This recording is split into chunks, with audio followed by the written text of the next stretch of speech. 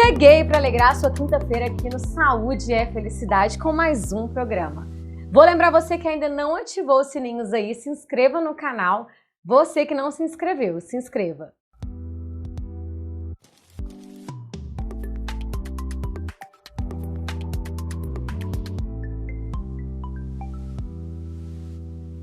Queria agradecer a Engenho Móveis pelo meu móvel aqui, as minhas poltronas lindas que estão aqui alegrando. E olha, hoje nós temos um quadro novo aqui. Esse quadro é de uma artista de São João del Rei, Gal Zerlotini, um quadro lindo. E você que é artista, você pode entrar em contato conosco para você expor o seu quadro aqui na nossa galeria. Hoje nós vamos receber uma querida amiga minha, Cris Souza. A Cris ela é enfermeira, terapeuta e professora na UFV. Seja muito bem-vinda, Cris. Obrigada, Tarsis. Obrigada, pessoal, todo mundo que nos assiste.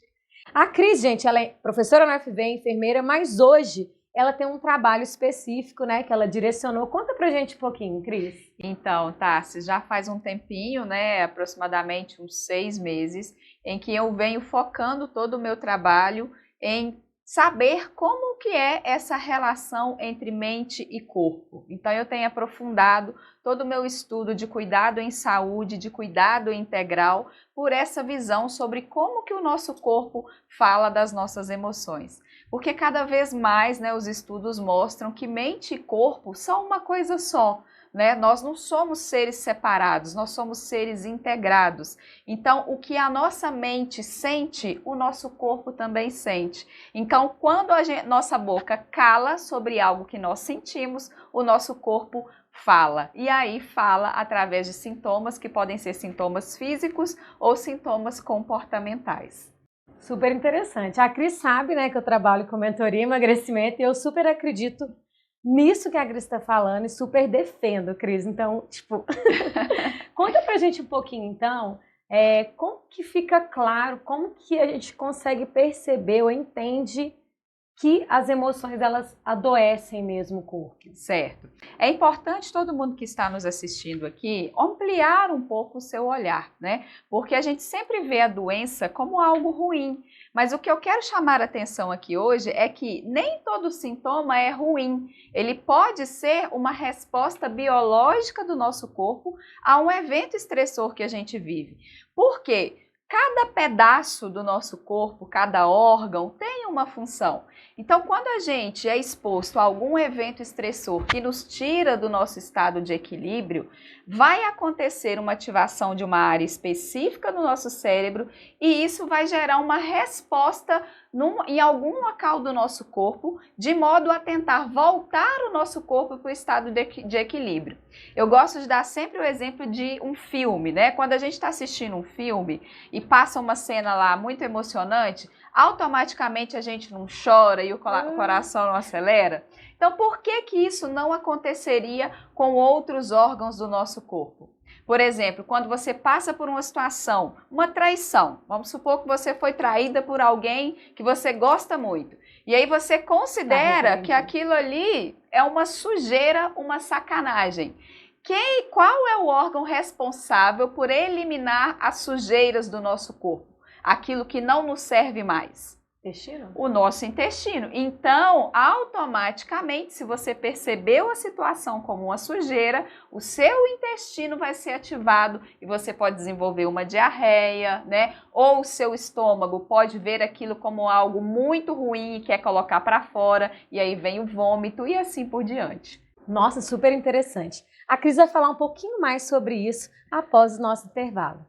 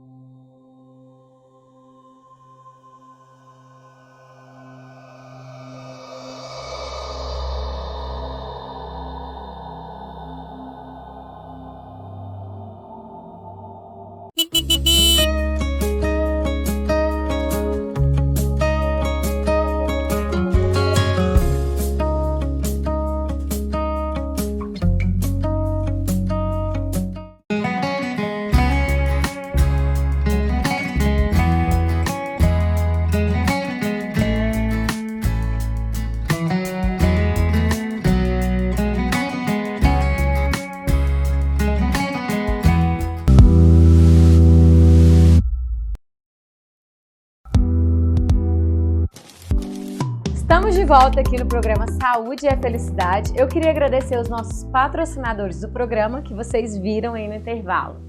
Cris, a gente estava falando, né, sobre como as emoções adoecem o corpo. Achei super interessante. Quer deixar mais algum recado sobre isso aí? Só para a gente reforçar, né, essa correlação entre sintomas e emoções, é muito importante ficar claro para todo mundo que nos assiste que o sintoma que a pessoa vai apresentar, seja ele físico ou comportamental, vai depender da forma como a pessoa percebeu aquele evento estressor e tem tudo a ver com a relação do órgão que é afetado.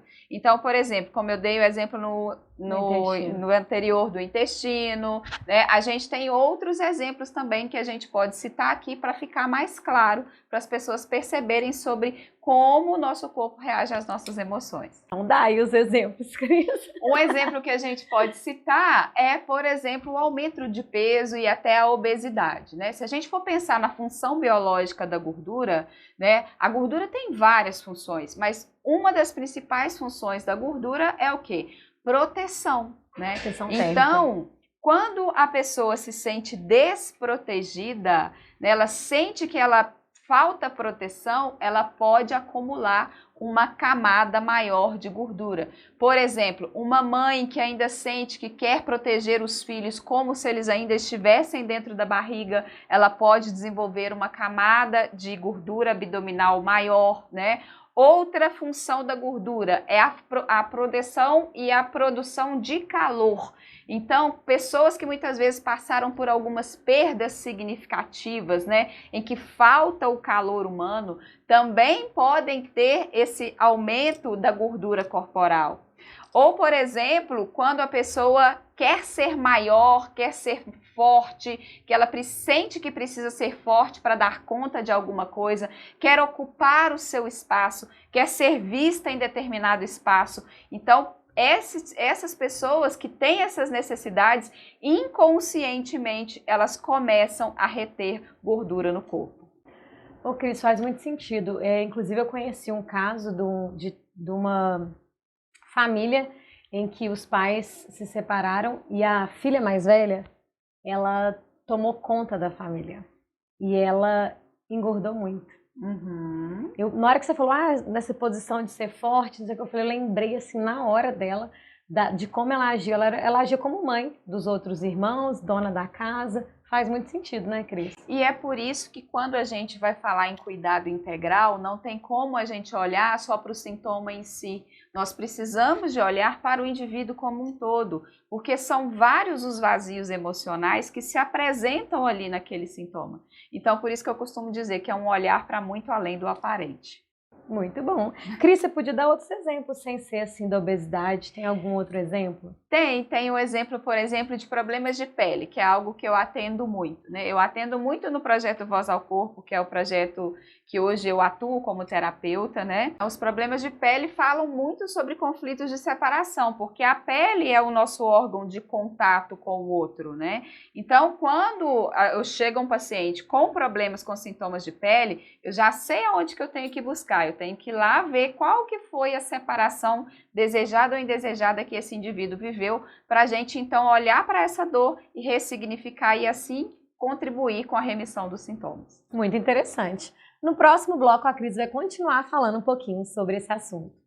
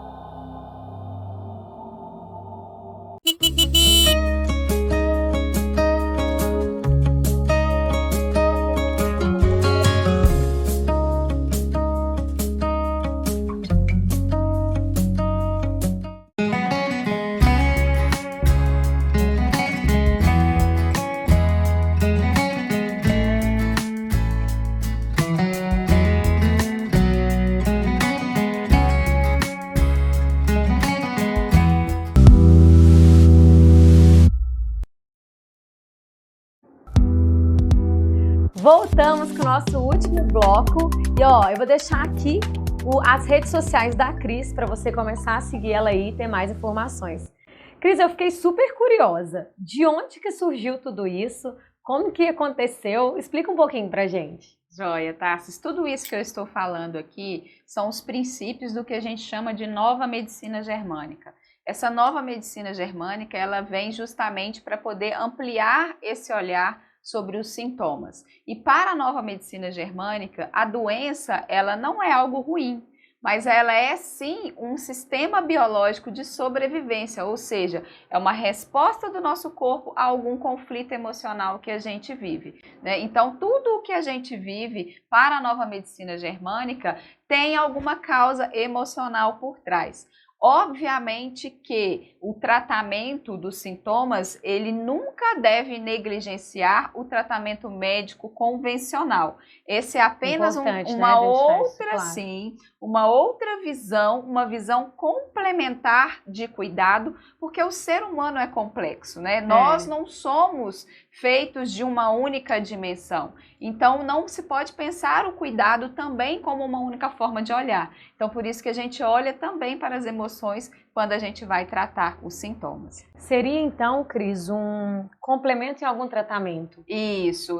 É uma forma de você olhar para o ser humano de forma integral, né? Então, pensando que ele não é só corpo, ele é mente, ele é espírito, né? E muitas vezes a gente olha para essa doença e a gente enxerga nessa doença até uma forma de a pessoa se reconectar com a família, com o sistema familiar. Existem muitos casos em que as pessoas desenvolvem os mesmos sintomas dos pais ou dos avós, por exemplo, e isso não é puramente explicado pela genética, né? Existem outras filosofias que falam que isso também é uma forma de um indivíduo se sentir pertencente àquela família. Então, assim como vocês, eu também, né? Então, a doença também vem com essa conotação.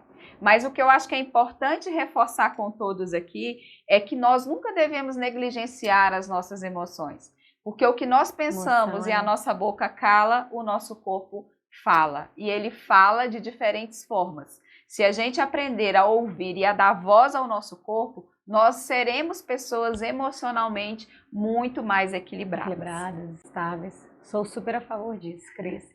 Cris, eu queria muito agradecer a sua presença aqui no programa, a sua disposição por estar aqui e trazer um conteúdo tão interessante que acho que muitas pessoas talvez nem conheciam. Eu nunca tinha ouvido falar dessa medicina aí que você falou. Sim. E aí a Cris queria um espaço para agradecer.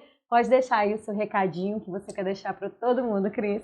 Eu queria agradecer a você, Tarsis, pelo convite, agradecer a Brenda, parabenizar por esse trabalho maravilhoso que vocês vêm fazendo, um canal com conteúdos tão bons, tão relevantes, né?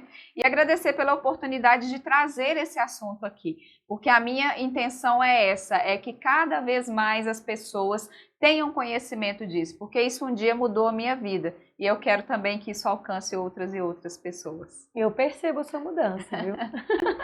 Ó, te espero na próxima quinta-feira aqui no Saúde e a Felicidade.